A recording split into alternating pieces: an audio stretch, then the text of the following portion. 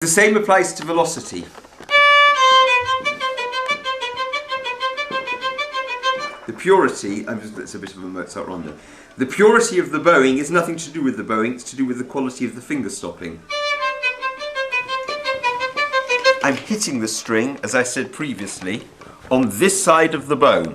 For some reason, it gets a ringing sound. I don't know whether you can hear it on the mechanical representation of it. But I did a test with the pupil, so I wanted him here in this march movement. The C major allegro. That's dead. That G is dead. That is ringing. Because the finger is pushing that way. Now you need him here because we did 20 and he was shocked that I had my back to him and I could hear whether he was doing it that way, which is wrong, or that way. You hear the difference. Bang! It rings. Why has that gone out of tune? Because I opened the door. It's very cold. So I maintain that part of the ingredients of the great tone is that the players are actually doing things that they have not communicated to the next generation, maybe because they didn't even know they were doing it. Certainly not because their teachers mentioned it, because otherwise it would be written in the book. If you read the Leopold books, there's nothing there. If you read the Flesch books, it's not there. If you read Galamian, it's not there. There are more detailed books in Russian, some have translated into German. Interesting stuff, but not there. So when I was playing that there, there's a reason why this is dead in tune, is that I'm gripping this, and when I'm sliding up with the fourth string, this finger is pushing that way and it can't slip.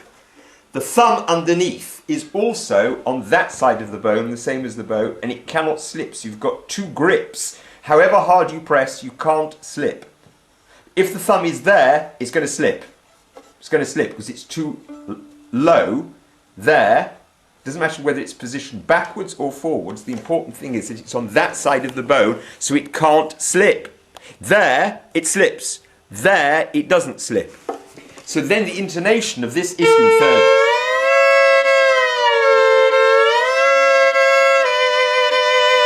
Here, another example there. It's out of tune because I can't play. I don't want to do this now.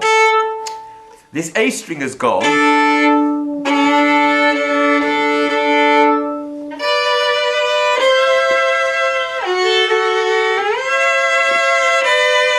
The underneath notes. So people are spending hours and hours trying to improve their intonation. This has nothing to do with the intonation. The intonation is the last thing to worry about. It improves automatically. Anyone who can hear whether a note is in tune or out of tune will play in tune automatically without practicing intonation if the finger stopping is correct. Very controversial statement number 3.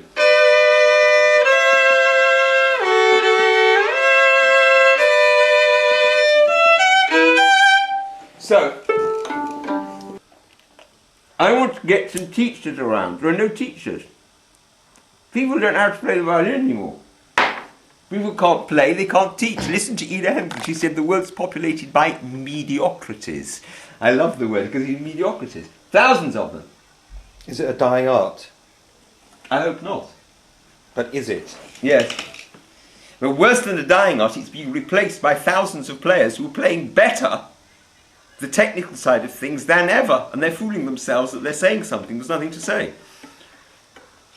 The tone, you see, it's part of it. The tone. Why is it they haven't got tone? So I've given a very technical reason now, linked to the tone. We'll see all the comments all saying rubbish, he's talking rubbish, my teacher never told me this. I was studying with this Professor Okov in Moscow, and he never said this in 20 years, and he's very famous. Listen to it. The clarity of it. It's not this. That's orchestral player stuff. It's dead. It's dead and wobbly. Completely different. Completely different. You can either hear it or you can't. Everyone's talking a lot about spiccato. People can't play with spiccato. They think the spiccato is a bow held in the air by the arm and then you do this. That's how they teach. What utter rubbish. Spiccato is on the string. Start on the string, please. Have the arm relaxed. Do a flick like that. It's a different bow stroke. That.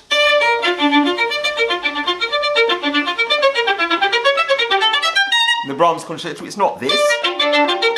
Please, oh please.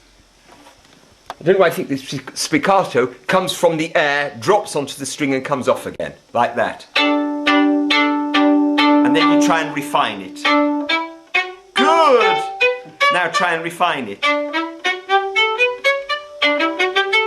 It's horrible, it's wrong, it's that. It's a different bow stroke. I'm on the string. And then, because I'm doing this on either side, slightly to the left of the string for a down bow, and you flick down to the right, slightly to the left, and you flick up, and then you get that. And this is completely relaxed, it's off, it's not up in the air, it's down. There. Have you got this on the camera? So no one is taught spiccato, okay, fair enough. What's the other thing no one's taught? Vibrato we've dealt with. Double stops. I implied it. There's a lot of work that has to be done. You can't do it in 10 minutes on a camera. Fingerings. Well, how do you do fingerings? We did a bit of the Bach fugue last time for chords, why not to scratch. What I want to do is one day we've got to have a child and to show a child.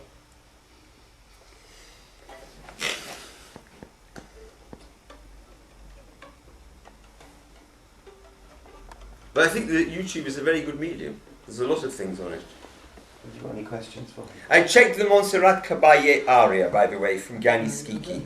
There are 2 versions I downloaded when she's a young woman. Absolute genius, my memory was right.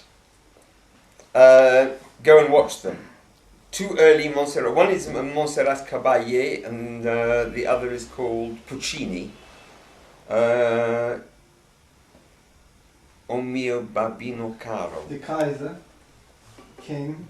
What? How long does it take to learn how to play the violin competently? Impossible question to answer. Now, I've spent a year on this opening phrase.